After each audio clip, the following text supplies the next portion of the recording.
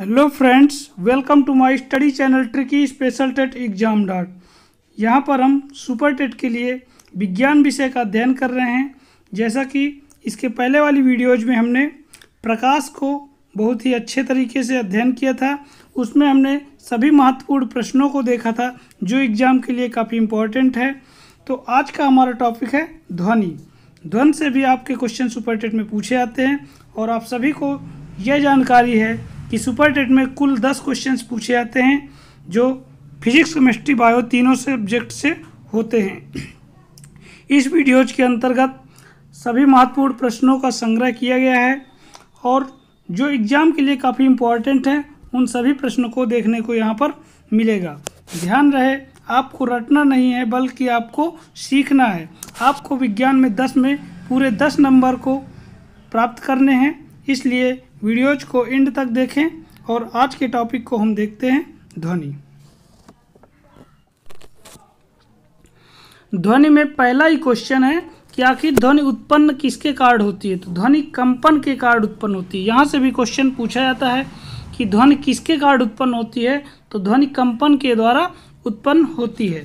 फिर यहाँ से 2 क्वेश्चन काफ़ी इम्पोर्टेंट हैं जो कि दोनों बार परीक्षाओं में पूछे गए थे कि ध्वनि कौन सी तरंग है। तो ध्वनि कौन सी तरंग है? ध्वनि अंदैर्ध्य तरंग है। इसको याद करने की जो ट्रिक है, ध्वनि में धा आता है और अंदैर्ध्य में भी धा आता है, तो ध्वनि अंदैर्ध्य तरंग है।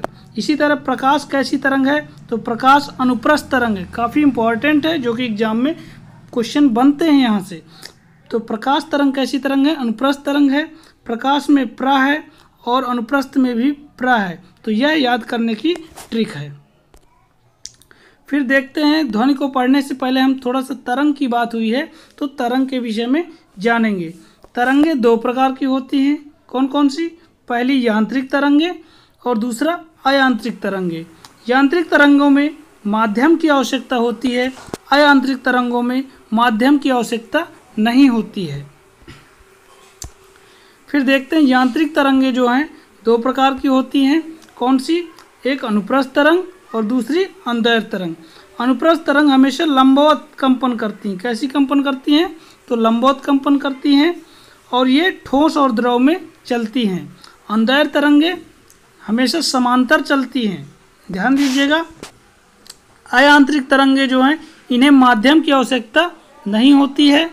ये ठोस, द्रव और गैस में नहीं चल सकती हैं। फिर नेक्स्ट पॉइंट है जो कि एग्जाम में क्वेश्चन डायरेक्टली यहाँ से पूछा जाता है। ध्वनि तरंगों के लिए माध्यम की आवश्यकता होती है या नहीं? तो ध्वनि तरंगों के लिए माध्यम की आवश्यकता होती है क्योंकि निर्वात में ध्वनि तरंगे नहीं चल सकती हैं। निर्वात में ध्वनि की चाल 0 होती है। फिर आवृत्ति के आधार पर हम देखेंगे तरंगों के प्रकार। यहाँ से भी क्वेश्चन पूछे जाते हैं। आवृत्ति के आधार पर तरंगों के प्रकार। पहले हमारी अपश्रव्य तरंगे। अपश्रव्य तरंगे पूछ लेता है अपश्रव्य तरंगों की आवृत्ति कितनी होती है? तो 0 हर्ट्ज से लेकर 20 हर्ट्ज तक होती है। फिर दूसरा जो है श्रव्य तरंगे हैं। इन्हें जो यह ध्वनि है इसे मनुष्य सुन सकता है। इसकी जो आवृत्ति होती है तो 20 हर्ट्ज से लेकर 20,000 हर्ट्ज तक होती है। श्रव्य तरंगे कहलाती हैं। फिर पराश्रव्य तरंगे। ये तरंगे कुत्ता, बिल्ली, चमगादड़ आदि में सुनने की क्षमता होती है। जो इसकी आवृत्ति होती है तो 20,000 हर्ट्ज से अधिक होती है। पराश्रव्य तरंगों का उपयोग किस में करते हैं? तो एक क्वेश्चन बनता है कि पराश्रव्य तरंगों का उपयोग किस में करते हैं? तो आपके ऑप्शन में होगा सोनोग्राफी। सोनोग्राफी में पराश्रव्य तरंगों का उपयोग किया जाता है। सोनोग्राफी है क्या चीज़? तो इससे गर्भवती महिलाओं के गर्भ देखने के लिए किया जाता है इसका प्रयोग। नेक्स्ट, ध्वनि की चाल सर्वाधिक किस में होती है? तो सर्वाधिक ध्वनि की चाल ठोस में होती है। फिर इसके बाद द्रव में होती है और सबसे कम गैसों में होती है। फिर ठोस के अंतर्गत ऑप्शन दे देता है एल्युमिनियम में अधिक होती है या लोहे में। तो ध्वनि की चाल सर्वाधिक एल्युमिनियम में होती है। जब पदार्थ की अवस्थाओं में दे ठोस, द्रव, गैस, तो सबसे ज़्यादा ठोस में, फिर द्रव में, फिर गैस में। यदि आपको पर्टिकुलर कोई धातु दे दे एल्युमिनियम में ज़्यादा होती है या लोहा में, तो ध्वनि की चाल सर्वाधिक एल्युमिनियम में होती है, इसके बाद लोहे में होती है। ध्यान दीजिएगा कि ध्वनि निर्वात में नहीं चलती है। इसी वजह से ज़्यादा शोर होने पर लोग अपने घरों में कांच के खिड़की दरवाजे लगवा लेते हैं ताकि निर्वात का एक वातावरण उपस्थित हो जाए और बाहर का शोर हमें घर के अंदर न सुनाई दे। जब ध्वनि तरंगे एक माध्यम से दूसरे माध्यम में जाती हैं तो क्या होता है? जब ध्वनि तरंगे एक माध्यम से दूसरे माध्यम में जाती हैं तो आवृत्ति में कोई परिवर्तन नहीं होता है। आपको कथन दे दिया जाता है, इनमें से कौन सा कथन सत्य है, ऐसे क्वेश्चन यहाँ से पूछे जाते हैं।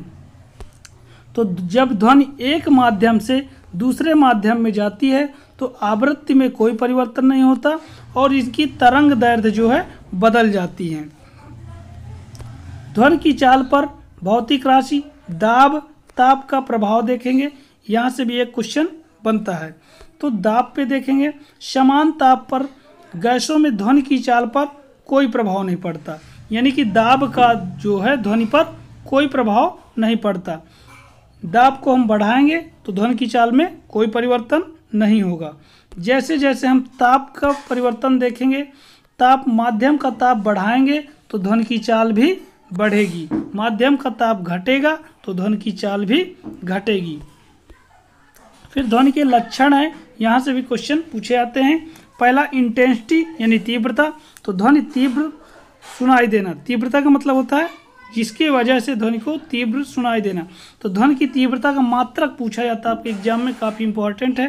तो ध्वनि की तीव्रता का मात्रक डेसिबल होता है। तारत्व या पिच जिसे कहते हैं, तो ध्वनि का मोटा या तीक्ष्ण होना ही तारत्व है। और तारत्व किस पर निर्भर करता है, यहाँ से आपके एग्जाम में क्वेश्चन बनता है। तो ध्वनि का जो तारत्व होता है वह आवृत्ति पर निर्भर होता है, ध्यान दीजिएगा। डापलर प्रभाव का संबंध पूछ लेता है कि डापलर प्रभाव का संबंध क्या है, किससे है, तो ध्वनि से है। डापलर प्रभाव का संबंध ध्वनि से है। डापलर प्रभाव होता क्या है? श्रोता और स्रोत के बीच आपेक्षिक गति है तो आवृत्ति बदलती हुई प्रतीत होती है, यही आपका डापलर प्रभाव होता है। वायु में ध्वनि की चाल कितनी होती है? तो वायु में ध्वनि की चाल 332 मीटर प्रति सेकंड होती है। यदि दाब बढ़ाकर दुगना कर दिया जाए तो ध्वनि की चाल में क्या होगा? अभी हमने बताया था कि अगर हम दाब को कितना बढ़ाएं घटाएं तो वह ध्वनि की चाल में कोई परिवर्तन नहीं करता है। तो जैसा कि पहले भी वायु में ध्वनि की चाल 332 मीटर प्रति सेकंड होती है, ये दाब बढ़ाकर दोगुना कर दिया जाएगा तो ध्वनि की चाल में कोई परिवर्तन नहीं होगा और ऑप्शन बी 332 मीटर प्रति सेकंड सही हो जाएगा। अभी हमने ऊपर बताया था कि दाब बढ़ेगी, चाल में कोई परिवर्तन नहीं होगा।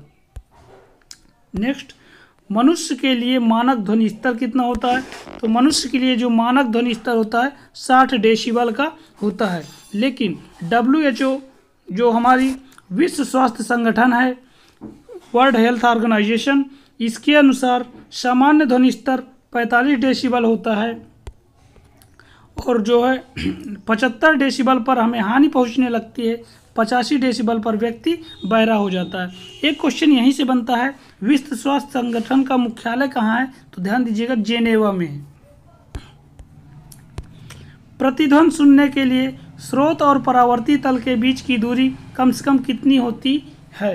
तो प्रतिध्वनि सुनने के लिए परावर्ती तल एवं स्रोत के बीच की दूरी होती है 16.6 मीटर या फिर कहें तो 17 मीटर होनी चाहिए।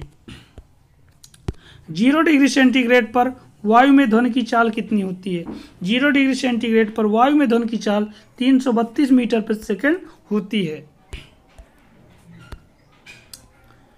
प्रकाश की चाल ध्वनि की चाल से अधिक होती है। कई बार पूछ लेता है कि कौन सा कथन सत्य है, तो प्रकाश और ध्वनि के विषय में मिक्स जो है ऑप्शन दे देगा।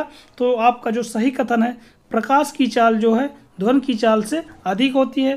प्रकाश की चाल होती है सबसे अधिक निर्वात में और ध्वनि की चाल सर्वाधिक होती है ठोस में। तो प्रकाश की चाल होती है 3 × 10⁸ मीटर प्रति सेकंड, जबकि ध्वनि की चाल होती है वायु में 332 मीटर प्रति सेकंड। फिर लास्ट क्वेश्चन है, यहाँ से पूछा जाता है 1 डिग्री सेंटीग्रेड ताप वृद्धि से ध्वनि की चाल में कितनी वृद्धि होती है? तो 1 डिग्री सेंटीग्रेड ताप वृद्धि से ध्वनि की चाल में 0.6 मीटर प्रति सेकंड की वृद्धि होती है। बस इतने ही क्वेश्चन आपके लगभग साइंस में ध्वनि चैप्टर से पूछे जाते हैं।